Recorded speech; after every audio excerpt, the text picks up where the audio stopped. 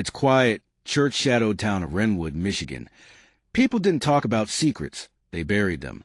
But Melody Parsons? She was a walking contradiction. 19 years old, with delicate features and dark, searching eyes. A girl who looked like she belonged in a painting. Still fragile and misunderstood. Welcome to Family Crime Chronicles, your ultimate destination for chilling true crime stories. We uncover the darkest corners of real-life mysteries, twisted affairs. Please comment, and subscribe now for new episode of True Crime Stories. Melody's world was tightly controlled. She lived under the watchful eye of her mother, Lorraine Parsons, a stern, widowed woman known to everyone in town as Sister Lorraine. She ran a tight household and an even tighter congregation. What she said was law. What she didn't say was sin. No dates. No friends past 9 p.m. And absolutely no temptations of the flesh. Melody followed the rules, at least on the surface. She nodded during Sunday sermons. She helped with the church bulletin. But beneath it all, her spirit strained like a bird in a locked cage. Her only escape? Daniela Moore, her best friend since middle school. Daniela was everything Melody wasn't allowed to be. Bold, laughing, free. The kind of girl who wore ripped jeans to church and dared to question why hell had to be so hot. But it wasn't Daniela who changed Melody's life. It was her twin sister, Scarlett. Scarlett Moore was a shadow wrapped in red lipstick. She didn't speak much. She didn't smile often. And she never explained where she disappeared to at night. But when she looked at you, really looked at you, it was like she was reading your soul. At first, Melody avoided her.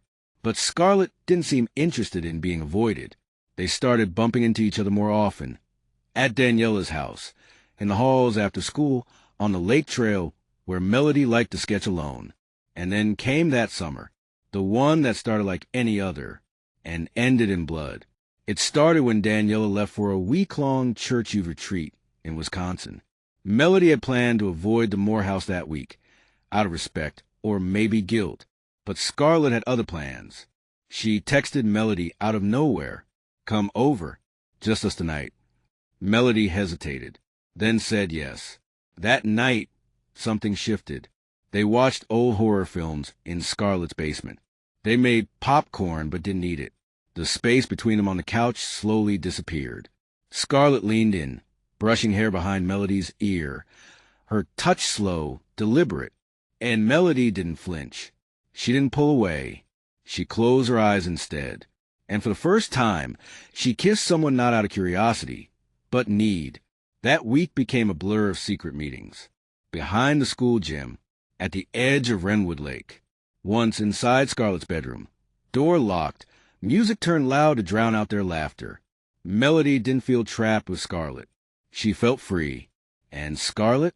She finally had something. Someone that had always belonged to her sister. But they weren't alone. Daniela came back early. Unannounced.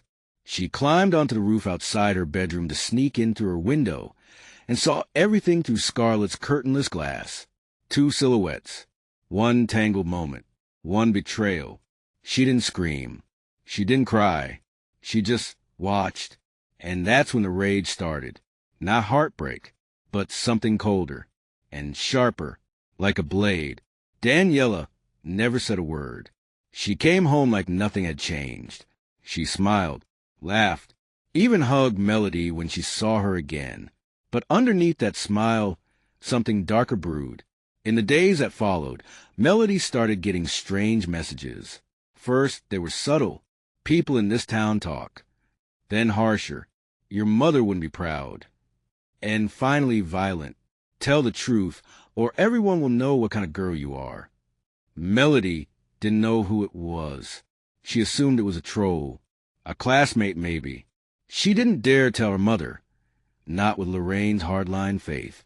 And when she told Scarlett, Scarlett became furious.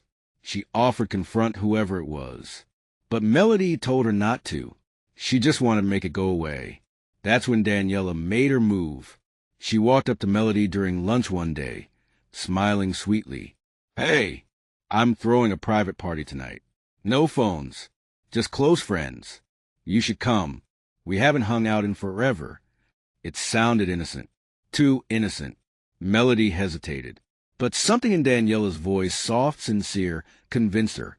That night, Melody dressed quietly, slipped past her mother's room, and left. Before she did, she texted Scarlett. Daniela invited me out. Says it's private.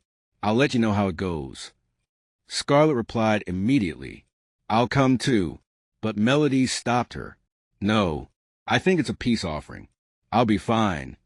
Scarlett stared at her phone for a long time and said nothing. She didn't realize that would be the last message she'd ever get. The woods at the edge of Wrenwood were ancient, gnarled trees, thorny underbrush, and a silence that swallowed sound. It was the kind of place where stories lived. Ghost stories. Secrets. That night, Melody stepped into that darkness alone. She followed the trail Daniela had told her about, a winding dirt path past a rusted gate, and down toward a clearing that once held summer bonfires and teenage dares. There was no music, no laughter, no party, just silence. She called out Daniela's name. Nothing.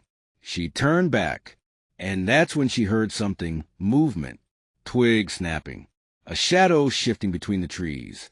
Melody's breath caught in her throat. She turned on her flashlight, a weak beam cutting through the dark, and called out again. Still nothing. That was the last anyone saw of her. Hours passed. Scarlett, pacing in her room, grew restless. Something didn't feel right. She texted, called, no response. Then she made a decision that would haunt her. She called the police. By dawn, the woods were crawling with officers, dogs, and volunteers. That's when they found it.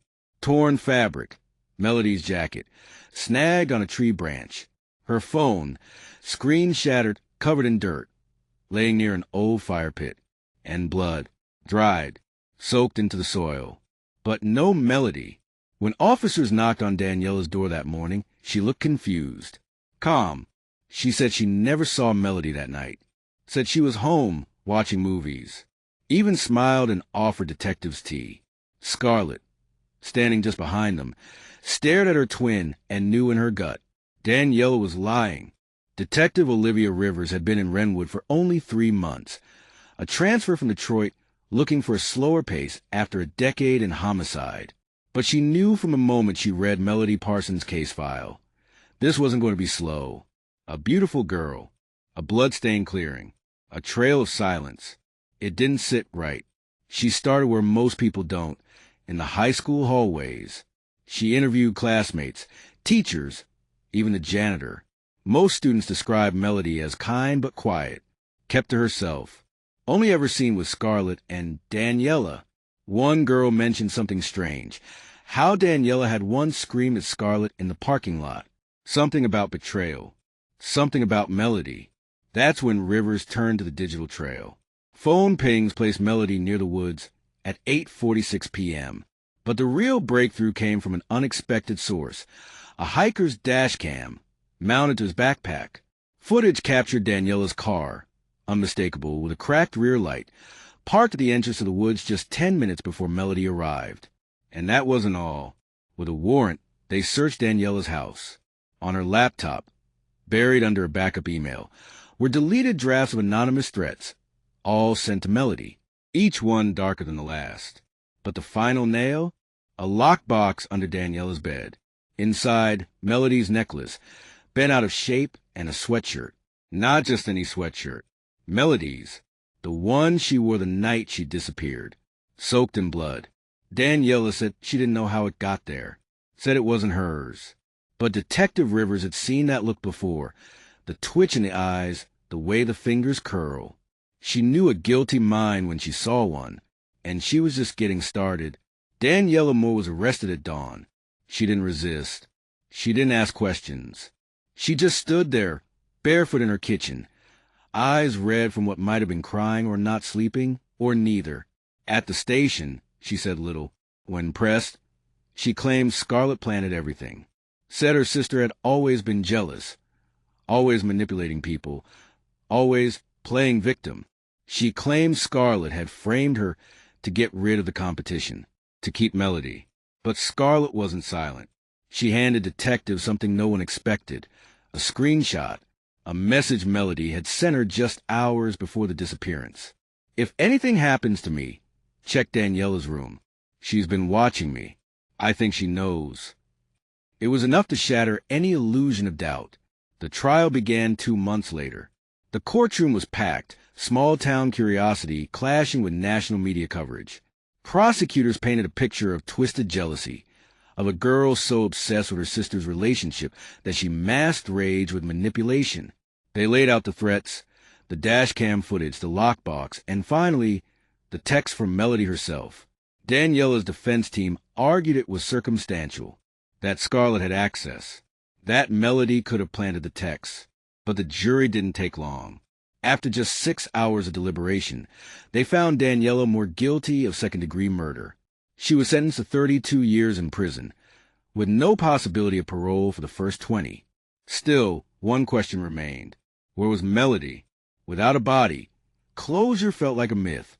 Scarlett left town soon after, moved north, cut off contact with most people.